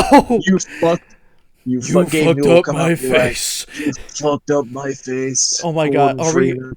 are we gonna get? It's like, don't worry, guys. This will be the reveal of Gordon Freeman's voice, and it's fucking Keemstar voicing it. Star or Pyrocynical fucking comes out. The aliens are invading. the aliens are invading. My Oh my God, dude. God. Oh, Oh. that's the Half Life fandom's equivalent to fucking Fallout Frontier. Oh, yes. Yes, exactly. Oh. An overhyped fan project. Then later, like takes forever to come out, and then when it did come out, it's your worst nightmare when it comes to fanfic. My God. But I do agree with that though. That like when the Half Life games came out, they I remember watching a video that like when someone played it recently, they're like, man, there's nothing too great about these because this was like this first time playing it right in recent decades, right? This is decades after the Half Life had come out, right? And they're like, man, they're like, man, I've got this feeling that like I've played this game before, or like there's nothing special about this game, and then realize that like a lot of modern games copied what Half Life did because Mm-hmm. when Half Life came out, a lot of these mechanics and stuff that Half Life had in its games were revolutionary, right? Mm-hmm. When it came to the game, or like first of ever being put into a video game mechanic wise, right? And Yeah. if you take about like Half Life 3, what what potentially could, you know, Half Life put into its game mechanically to get that same feeling, right? It. The only thing I could think of like going for it would be like an amazing master crafted story, right? Because like what game mechanic could it add that hasn't already been done in its time and its gap between the last Half-Life game and now, you Yeah. know, It. that could make it special Yeah. to where And it would be acclaimed to be as like the greats. yeah. And there was that thing. Half-Life 2 was able to really accomplish it because not only did the new Source engine permit all this new stuff that they could do that the original Gold Source engine that Half Life was developed on could not. They really used all that new technology and put it into new stuff within the game, like the gravity gun, picking up actual objects physically, and just an interactive environment. Essentially, is one of like the key ingredients for Half-Life 2, at least to me, and one of the reasons why it was such like a critical success because not only did it have a good story, it was just a good game overall. It looks a little generic nowadays, especially during this heyday period of Gary's mod, because that's essentially just Half-Life 2 creative mode. Right. But I feel like Half-Life 3 needs to do that kind of step with that Half-Life 2 did, where it needs something that really.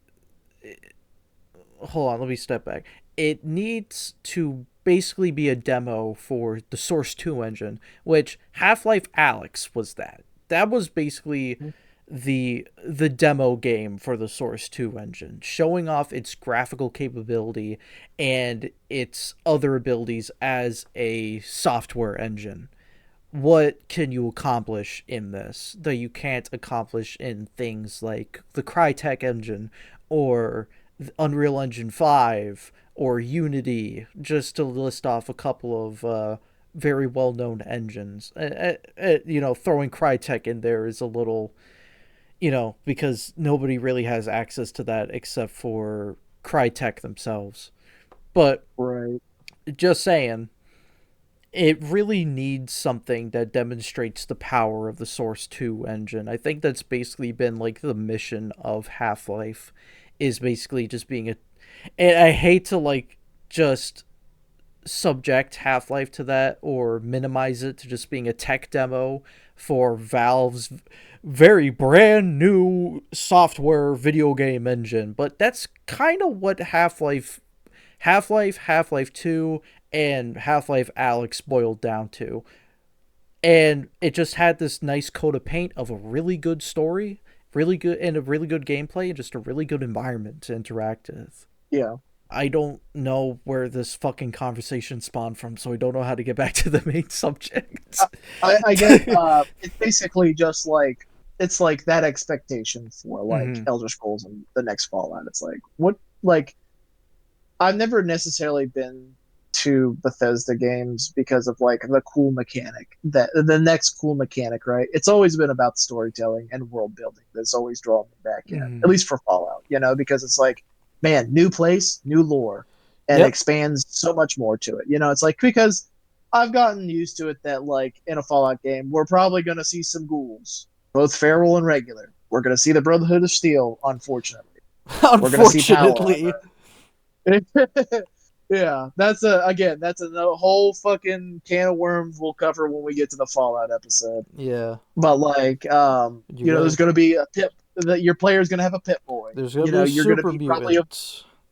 there's gonna be a vault dwellers There's or vaults. there's gonna be a gay character they can fuck, I guess. I don't know. They had those in New Vegas. Sure.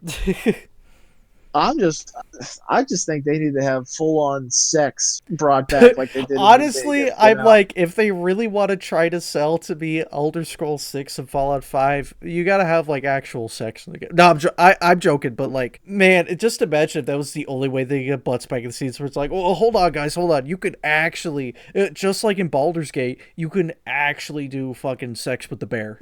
It's just like full frontal nudity, gang. We're going there. That's the new mechanic for Fallout. You can But actually like, see Argonian milkers for the first time at Todd's request. at Todd's request, he has opened up the vault for the finest of wines we've been saving for you, Have you just for this game. have you seen that video? It's like AI voice over Todd, and he's like explaining why they have to keep making the Argonian breasts bigger with each game. Okay, no, but like, I'm gonna be so disappointed in Elder Scrolls 6 does not have Dagoth memes in it somewhere. You know. Oh my god! Uh, If this game don't but got Hermaeus Mora in it, I riot. I need that bubbly tentacle dude here, please. Thank you.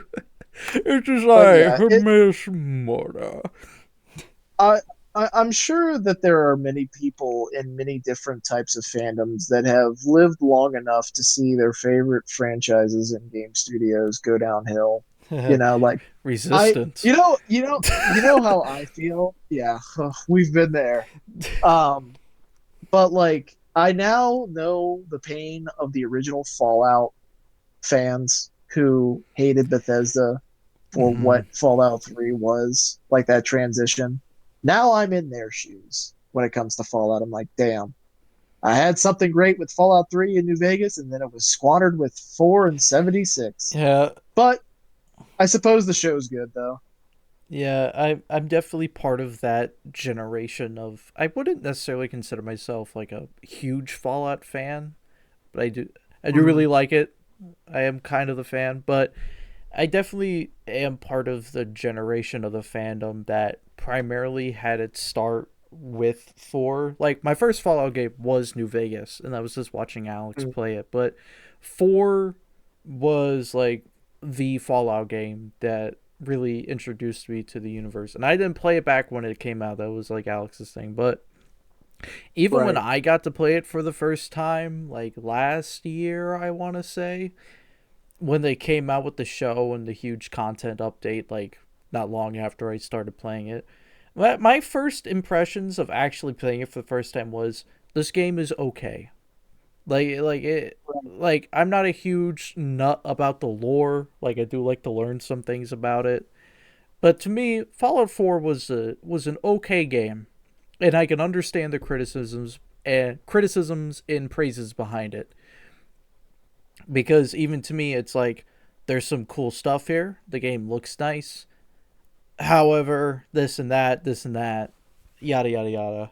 And I can really only imagine like the original Fallout fans also just kind of looking on at Fallout 5 with like the meme from Blade Runner 2049 with Yeah. Ryan Gosling looking at the holograph lady, just like very sad and depressed at what Fallout has become and just dreading what Fallout 5 is going to look like.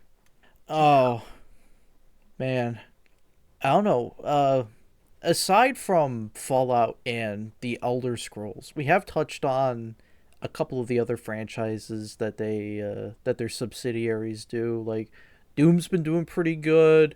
Wolfenstein has had a rough start. No, well, had a good start, but has had like a rough time with New Colossus. I thought New Colossus was kind of like Fallout 4. 5 out of 10. It was okay review, and By the way, for anybody, a 5 is not a bad score. yeah, Like we are, yeah, it's a 5 is just average. it was okay. It's kind of mid, but there are some things in Fallout, not Fallout, Wolfenstein: The New Colossus that I kind of liked. It was nice to go to Venus. Not gonna lie, Nazis in space and killing Nazis in space, kind of fun. Yeah.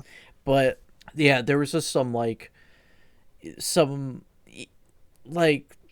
New Colossus was like my first Wolfenstein game, and again, it was just watching my brother play it. But then I got to experience them on my own uh Mm. not long ago, like I want to say like a year or two ago. I got to play New Order, the Old Blood, and New Colossus for the first time. And New Order was a lot of fun. I do like the story in that one. I like the Mick Gordon soundtrack is fucking awesome, and just the aesthetic and the world building of that, and especially me who's an alternate history nut, I just really like Wolfenstein: The New Order.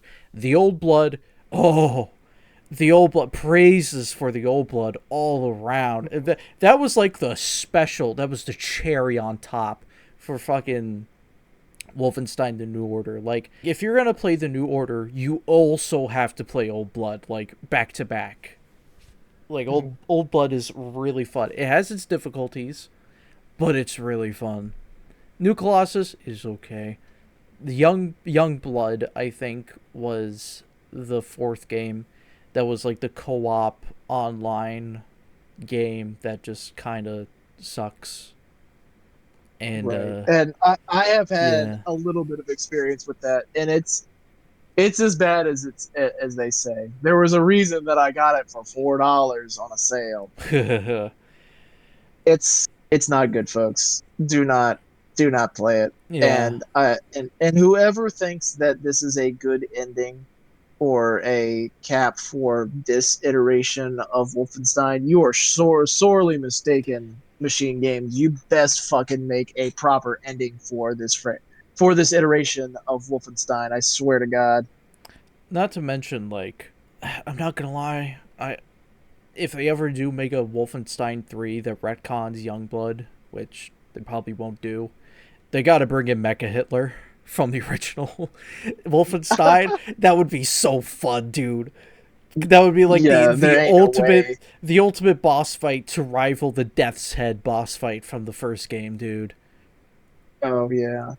Also, not to mention, or to mention, some of the pre-order and special editions of like the Bethesda games have been pretty cool.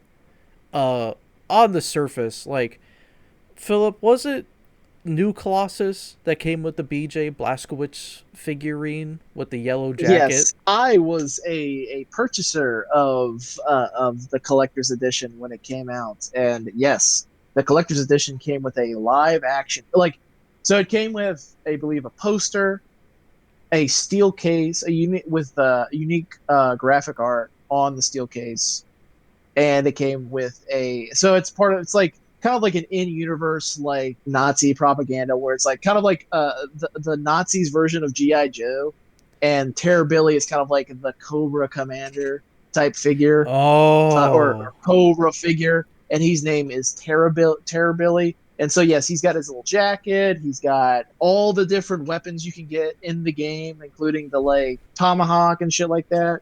It's a really really nice figure, and if I can find it, I will take a picture of it, and Liam can put it up on the screen so y'all yeah, can see it too. But it's pretty good. yeah. Neat action figure. You still have it in the box, right? Yeah, it's still in box. All right, cool. It's probably worth a lot. You mentioned the Fallout 4 one earlier. Would you like to talk about the Fallout 76 Collector's Edition? Well, so oh my god, dude. And again, this is another reason people hate Bethesda a little bit is because of like their marketing for the collector's edition of Fallout 76. Now, Fallout 76 came with a handful of items.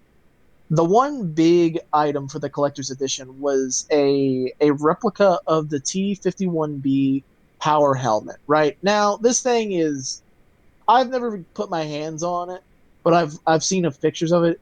It's kind of cheaply made, right? It's like I would say it's like if you ever grew up in like in the 2000s, you remember the Clone War helmets, like clone helmets and stuff Yeah. that you could buy? Yeah, I would say it's probably the equivalent of that, though a little bit shittier. Along with that, you would get a canvas bag to carry the helmet in. You would also get a map that glowed in the dark, and also kind of like little green Army figures of characters and creatures from the Fallout show. And then you would also get a physical copy of the Fallout 76, like a case, right? Mm-hmm. Well, here's the issue. When people got these collector's editions, the canvas bag was actually a nylon bag. And also, the game didn't come with a physical game disc. It just came with a case with a cardboard cutout for a digital code to redeem Fallout 76. People were pissed, right? So pissed that everybody was in uproar. Now, Bethesda was like, well, now this was during COVID, or well, the initial stages of COVID, right? So Oh, it was. Wait, wait. No, it couldn't have been. no, 2018. Sorry, my bad. Yeah, 2020 is when COVID really hit. My bad. yeah. But anyway, but Bethesda was just like, yeah, it's because of our canvas shoulders, and we gave you nylon bags. But here's 50 in-game, here's 50 or 500 atoms for in-game currency for 76. That doesn't buy you anything. And people were like, do not accept that. And eventually, Bethesda eventually backpedaled and was like, okay, fine, we're gonna send you all fucking canvas bags that we have to legally send you guys. People got them. Everything was right. Now, however, there was a unique variation of that helmet that was sold exclusively Oh. by GameStop. It was the Nuka Cola version. However, there was mold in all of them, so they had to do a mass recall on those helmets. Yeah. How, So how do you fuck that up so bad? There's mold in these GameStop helmets. Oh, you know what that means? GameStop is moldy. I wouldn't be surprised. you there is a little personal story of yours too, where you almost got a very special pop figure that was like 1 in 100 across these certain GameStop stores, right? Oh my God. Yeah. So like, well, actually, you know what? I'm gonna save this for the Fallout episode because this Okay. is a definitely a more Fallout aspect. All right.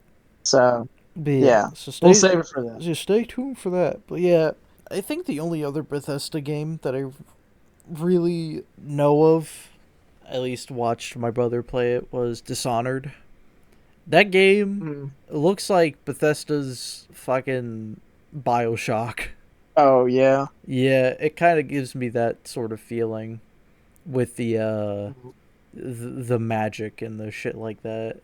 I think the meme for Dishonored has just been like controlling rats and shit. Like that's like your main ability. Rats. I Yeah. think aside from like the cool cover art, the game's kind of forgettable. Sad to say, as cool as it looks, I'm sure that there are people who played it that just absolutely love Dishonored. And yeah, well, it was Right. there in my life for a little bit. Like it just didn't have that much of an impact. And even in my pursuit to like rebuild a semblance of like the overall PS3 library that we used to have, I wouldn't get Dishonored. I yeah, I just wouldn't. Understandable. Maybe I could be convinced. Maybe if I watch like some gameplay footage, like 2 hours worth of gameplay, maybe I'll be convinced, but I don't know. But the other Bethesda game that I know from my childhood, Pirates of the Caribbean: The Legends of Jack Sparrow, Greatest Hits Edition for the PlayStation 2. Good game. Play it. I don't own it. It was like $20 on Amazon. I could easily buy it if I wanted to. It's a good childhood memories of it. Also, I'm pretty sure the voice actor for Obi-Wan in Star Wars: The Clone Wars voices Jack Sparrow in that game. Right. Yeah, but that was published by Bethesda. If you're a real Bethesda player, then you've played it. Insert Pirates of the Caribbean theme as I'm talking about this.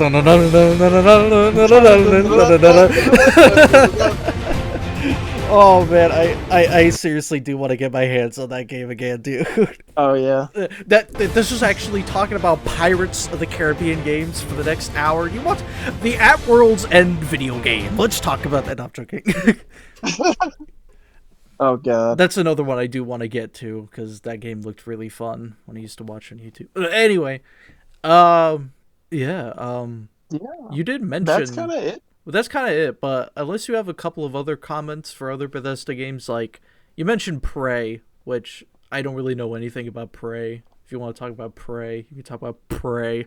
Well, it's more of just it's a really really great sci-fi game. Yeah, that's really it. Like I don't really have too much.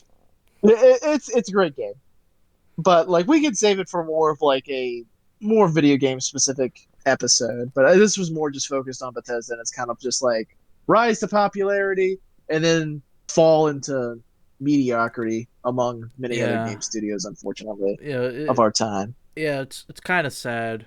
The 2010s definitely like its golden era, but also its downfall, but also a golden era because of its subsidiaries propping it up.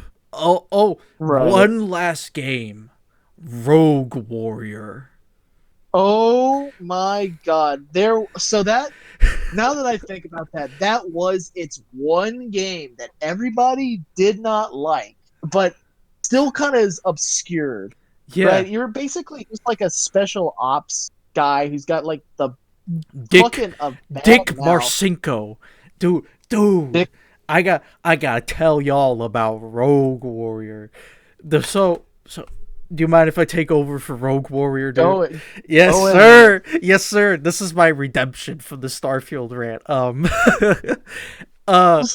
So Rogue Warrior actually started off as a book series. The first book is a retelling is technically like a biography or an autobiography of Dick Marcinko, who is like one of the founding members of SEAL Team 6 during the Vietnam War. Like, this dude's a fucking legend. And all the other books in the Rogue Warrior series is basically like Tom Clancy's Jack Ryder. Just this historical fictional books of Dick Marcinko doing all these spec ops, fucking Tom Clancy bullshit, you know? And there's this whole history that was covered by the YouTube channel Gamers and Rerez in their Just Bad Games video series. They talked about Rogue Warrior. There's also a video by Video Game Donkey and DX Plays, or DX simplified.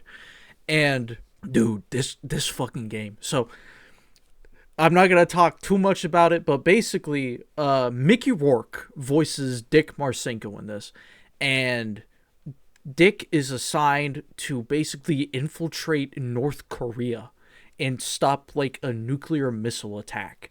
That's just basically the game.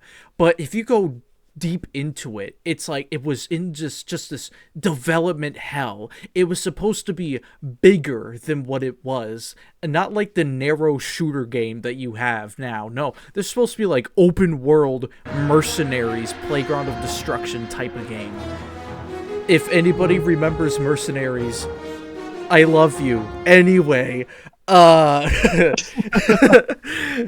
but it just went through this development hell, and once the company was making it got under the umbrella of Bethesda, it kind of got like a narrowed development timeline where it's like, all right, here's your goal, here's your objectives, now make the fucking game. And that's kind of where they went from there.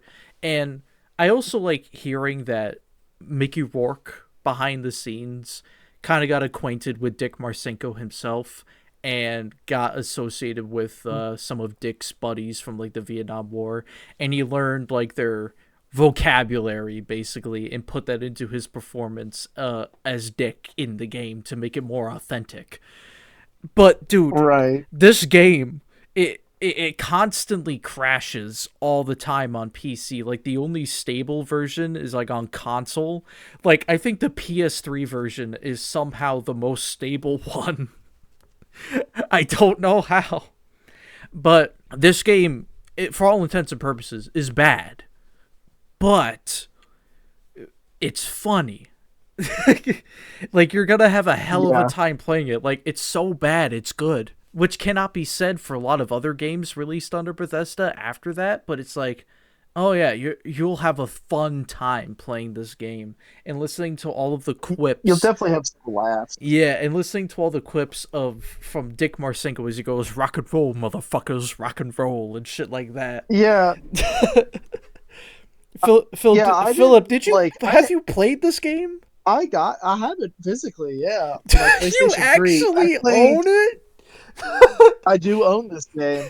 I do. When I got my PlayStation 3, like refurbished PlayStation 3, my parents bought like a stack of like 10 games from like the dollar bin at the GameStop, and one of those happened to be it. Like, I played probably like the first like couple of missions, and that was about it.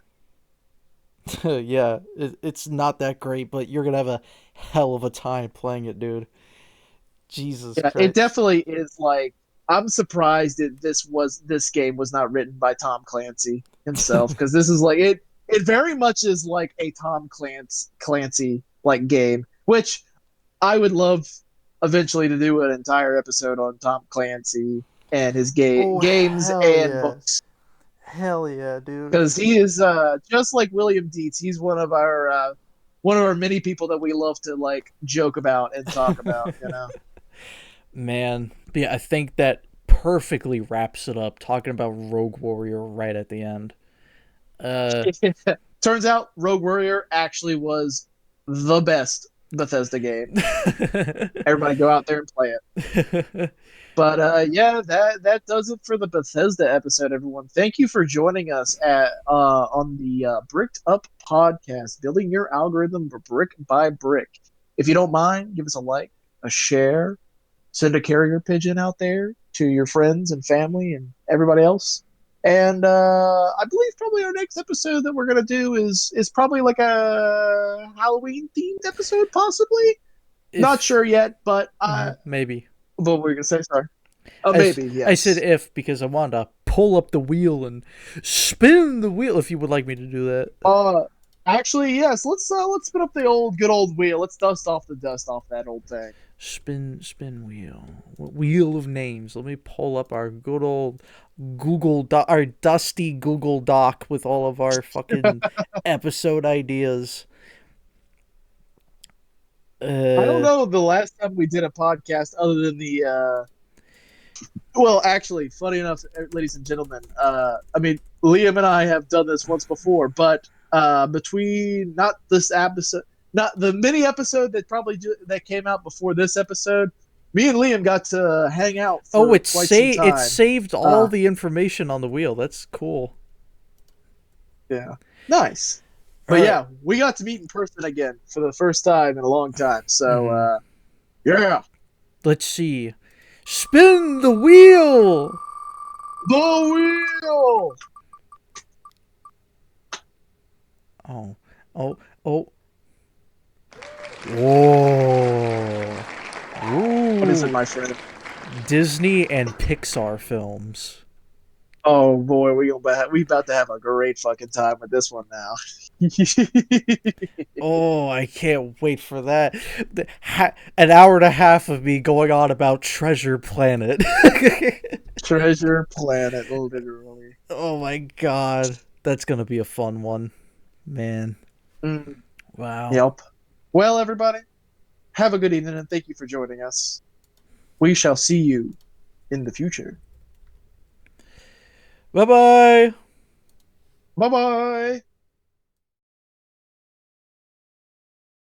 Hey, just was wondering, is this an out of season April Fool's joke?